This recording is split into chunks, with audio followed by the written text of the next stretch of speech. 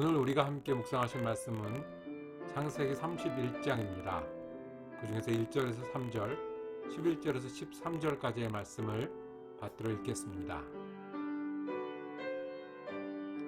야곱이 라반의 아들들이 하는 말을 들은즉 야곱이 우리 아버지의 소유를 다 빼앗고 우리 아버지의 소유로 말미암아 이 모든 재물을 모았다 하는지라. 야곱이 라반의 안색을 본즉 자기에게 대하여 전과 같지 아니하더라. 여호와께서 야곱에게 이르시되 내 조상의 땅 내 족속에게로 돌아가라. 내가 너와 함께 있으리라 하신지라. 11절부터 읽겠습니다. 꿈에 하나님의 사자가 내게 말씀하시기를 야곱아 하기로 내가 대답하기를 여기 있나이다 하매 이르시되 내 눈을 들어보라.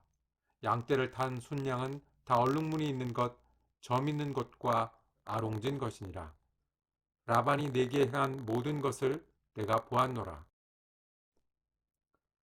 나는 베델의 하나님이라. 내가 거기서 기둥에 기름을 붓고 거기서 내게 서원하였으니 지금 일어나 이곳을 떠나서 내 출생지로 돌아가라 하셨느니라. 아멘. 간밤에 평안하셨습니까? 오늘도 주님께서 우리에게 주신 참 좋은 날입니다. 매일 똑같지 않고 비도 많이 오는 날이 있습니다. 그래서 더 좋은 것 같습니다. 함께 말씀으로 시작하셨으니 오늘도 말씀으로 은혜 받고 은혜 나눌 수 있는 귀한 한 날 되시기를 주님의 이름으로 축복합니다. 기도하겠습니다. 사랑과 은혜가 많으신 아버지 하나님, 오늘도 저에게 허락하시고 새날을 주셨으니 그 은혜 감사를 드립니다.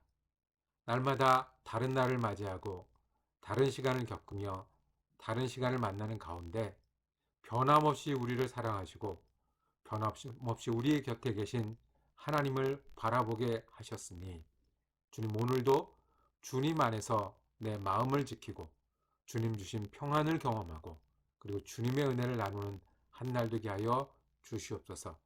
특별히 오늘 우리 가운데 육신이 연약한 어른들과 교우들을 위해서 기도합니다. 오늘도 병원을 찾고 오늘도 약을 먹어야 하는 우리 교우들 있사오니 먼저 그 마음과 생각에 주님께서 강건함과 평안함을 더하여 주시고 치료받는 모든 가정 가운데 주님이 함께하여 주셔서 주님의 치유의 역사가 일어나게 하여 주시고 가족들이 함께 투병하고 재혼할 때마다 주님이 그 간구를 들으셔서 은혜를 더하는 귀한 날 되게 하여 주시옵소서. 감사드리며 우리 주 예수 그리스도 이름으로 기도드립니다. 아멘.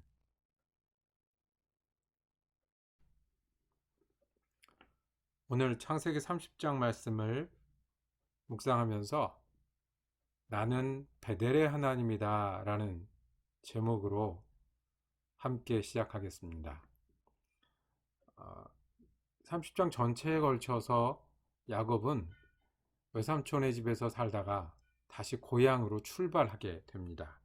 내용을 요약하자면 외삼촌 라반의 집에서 일하던 야곱이 재산이 늘어갔고 이것을 좋게 보지 않은 라반이 차갑게 대합니다. 하나님께서 야곱의 꿈에 나타나 떠나라는 말씀을 하시게 됩니다. 야곱은 레아와 라헬 두 아내를 설득해서 도망하듯 길을 떠납니다. 사흘이 지난 뒤에 그곳에 한 라반이 일주일 만에 따라잡았습니다. 그때 또다시 하나님은 라반의 꿈에서 야곱을 해하지 말라고 하셨습니다. 평화롭게 약조하면서 떠나보내고 그렇게 야곱은 하나님께서 명하신 때에 다시 고향길로 향하게 됩니다.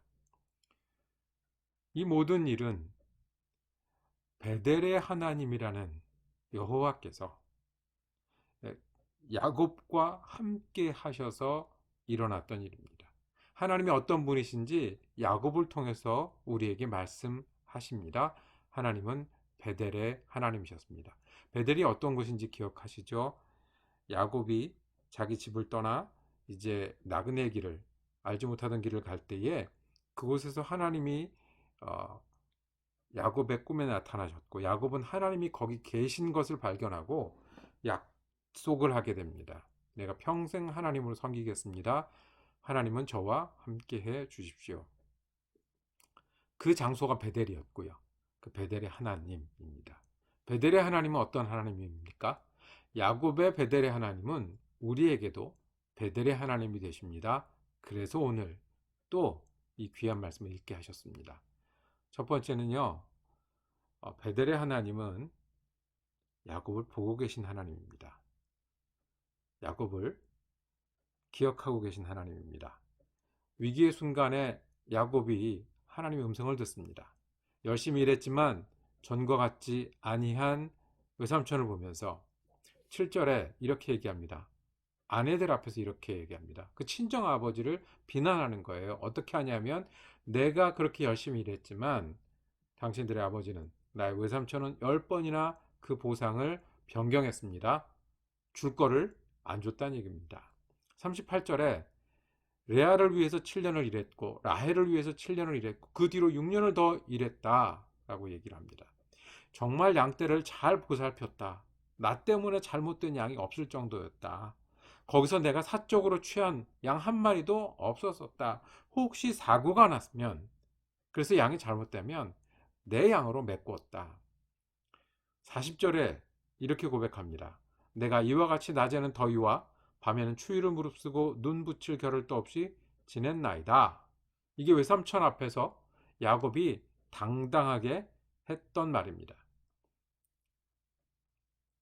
베델의 하나님은 그때 어디 계셨습니까? 42절에 하나님이 고난과 수고를, 즉 야곱이 겪은 고난과 야곱이 계속하는 수고를 보시고 외삼촌을 책망하셔서 나에게는 복을 주시고 떠나게 하시고 보호하셨다라고 얘기하는 거예요. 야곱에 있어서 베델의 하나님은 고난과 수고를 보시는 하나님이세요.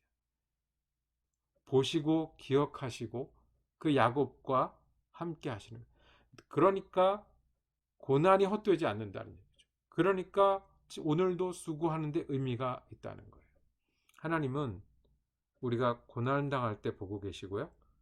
수고를 할 때 역시 보고 계시고 기억하고 계십니다. 그래서 우리는요, 고난을 이겨나가는 게 의미 있는 사람이고요. 수고를 멈추지 않고 계속해 나가는 게 우리의 사명이 되는 거예요. 아니면 고난도 도망하고 수고도 게으름을 부리고 그것도 보실 거 아니에요.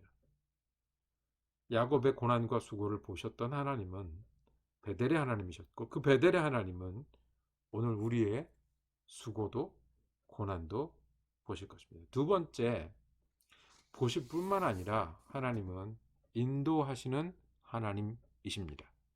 야곱이 자기가 위기에 처한 것을 알았어요. 그동안 10번이나 싹을 받고 속이고 내가 이렇게 고생을 했지만 진짜 위기는 라반이 딴 생각을 하기 시작한다는 걸 알았어요. 내가 여기 그대로 있어서는 안 되겠다.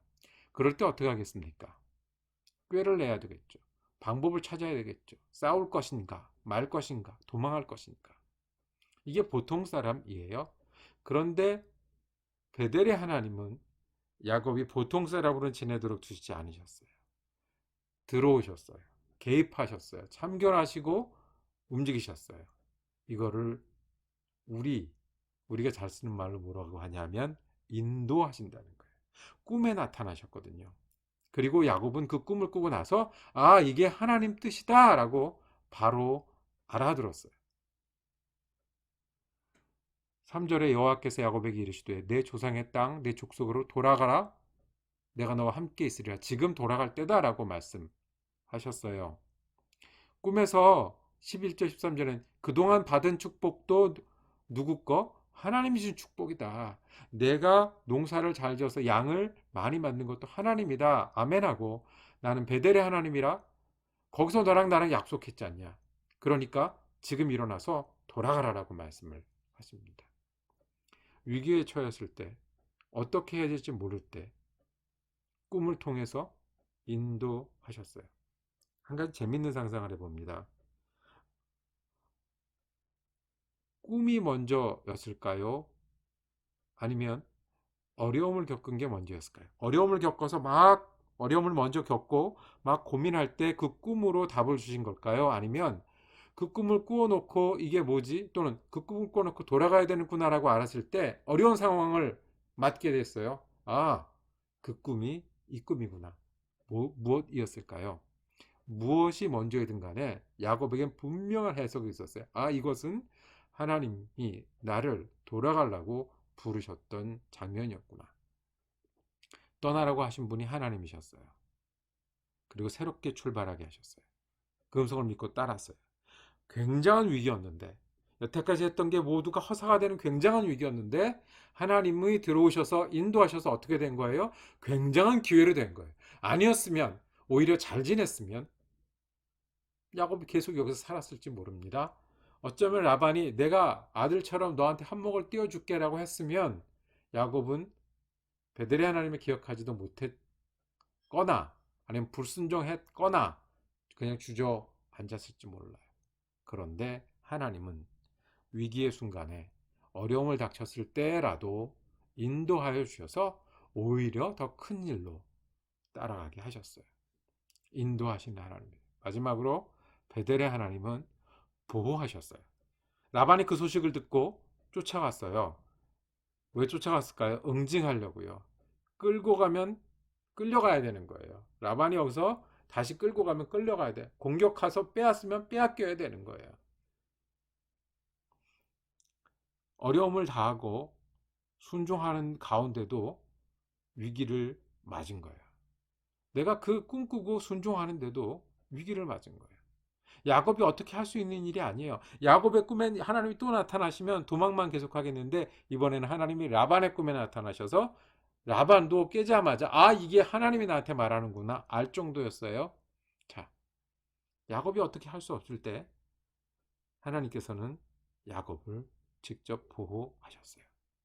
이게 베델의 하나님이세요. 베델의 하나님은 고난과 수고를 기억하시는 하나님이세요. 그리고 인도하시는 하나님이세요. 그리고 보호하시는 하나님이세요. 그러면 베델의 하나님을 따르는 야곱은 어떻게 해야 되겠습니까?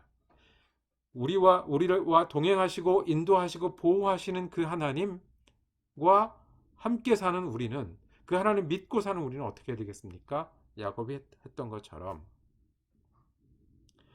우리가 고난과 수고를 계속할 수 있어야 돼요. 뭐 이거는 소용없다가 아니에요. 할 말 없는 게 아니에요. 우리는 고난을 당해도 이겨나가야 되고 수고를 해도 계속해야지 하나님의 인도도 보고 하나님의 보호도 끝까지 갈 수 있는 거예요. 인도하고 보호하시는 하나님을 만났을 때 야곱은 바로 순종했습니다. 잘 해석했습니다. 그리고 끝까지 계속 갔습니다. 그래서 야곱은 어떻게 됐냐면 외삼촌 집에 사는 사람이 아니라 다시 고향으로 돌아가서 이제 드디어 가장이 된 겁니다. 그동안은 아버지 무서워했고, 그동안은 엄마 치마폭에 쌓여 있었고, 그동안은 외삼촌 밑에서 종처럼 살다가 이제 드디어 가장이 되고 하나님의 사람이 되어 새로운 믿음의 역사를 이루어가기 시작한 겁니다. 우리도 우리를 보고 동행하신 하나님, 인도하신 하나님, 보호하신 하나님 앞에 그 하나님을 믿고 의뢰하며 순종하고 어려움을 극복해 나갈 때 베델의 하나님이 여전히 우리 하나님입니다. 기도하지 않으면서 우리가 주님을 어떻게 기억하겠습니까? 말씀을 열지 않으면서 어떻게 인도를 받고 순종하겠습니까? 우리가 살아가는데 내가 하나님의 뜻을 따라서 이렇게 해보기도 하고 저렇게 해보지도 않고 어떻게 하나님의 인도와 보호를 받겠습니까? 내가 다른 사람들에게 은혜를 나누고 전하지도 않는데 어떻게 하나님으로 살겠습니까? 하나님의 사람으로 살겠습니까? 어려움은 그렇게 극복하는 겁니다. 내 개인적인 어려움도 그렇게 극복하는 거고요. 이렇게 코로나처럼 함께 겪는 어려움도 우리를 보시는 하나님, 인도하시는 하나님, 보호하시는 하나님 앞에 신뢰하고 순종하면서 따라나갈 때 베델의 이야기의 주인공은 우리가 될 수 있고 오히려 이 소식을 여러 사람에게도 전할 수 있는 날로 삼을 수 있지 않겠습니까? 기도하겠습니다. 베델의 하나님이 야곱을 인도하심을 다시 보게 하셨습니다. 고난과 수고를 보시는 아버지 하나님, 그리고 직접 인도하시는 아버지 하나님, 때에 따라 보호하시는 아버지 하나님, 우리가 그 하나님을 나의 하나님이라 부르고 나의 아버지라고 부릅니다. 우리도 야곱처럼 그 보호하시고 인도하시고 동행하시는 하나님을 의뢰하고 순종하며 살게 하시고, 그러기 위해서 우리가 믿음 지키며 살게 하시고, 믿음 순종하고 오히려 복음을 전하며 살아가는 우리가 되게 하여 주시옵소서. 우리 주 예수 그리스도 이름으로 기도드립니다. 아멘. 예배는 마쳤습니다. 내일은 그 다음 장 말씀, 창세기 31장 말씀으로 다시 찾아뵙도록 하겠습니다. 야곱과 같이 인도하시고 보호하는 하나님과 동행하셔서 은혜로운 한 날 만드시기를 주님의 이름으로 축복합니다.